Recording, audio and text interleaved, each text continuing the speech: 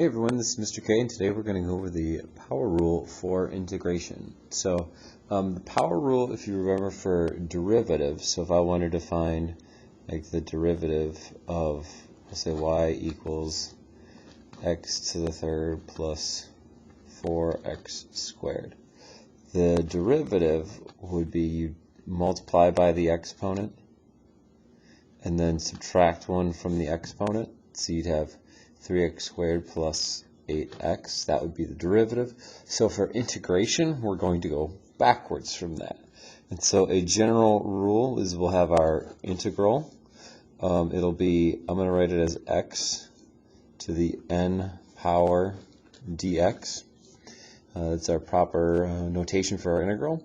And so that's going to equal, we're going to have x to the n plus 1 power, and then you need to divide that by n plus 1. And then you'd have plus c, because there could be a constant there, like if I had, like in my derivative, if I go back up here, if I had plus 10 on the side here, when I go to take the derivative, that just becomes 0.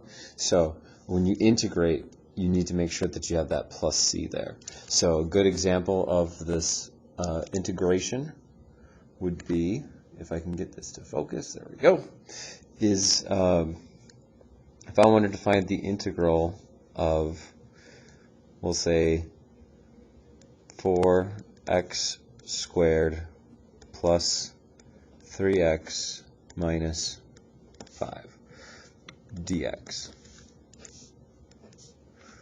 So if I want to find that integral, I need to use my power rule. Remember that if you're adding or subtracting integral within an integral, you can take them as separate integrals. So first I'll go to this one. The constant just comes along for the ride. So we'll add 1 to the exponent, so that'll make it 3.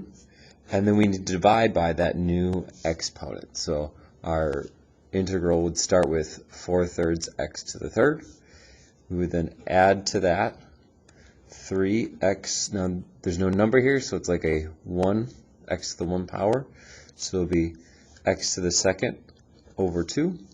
And then we'll have minus 5x.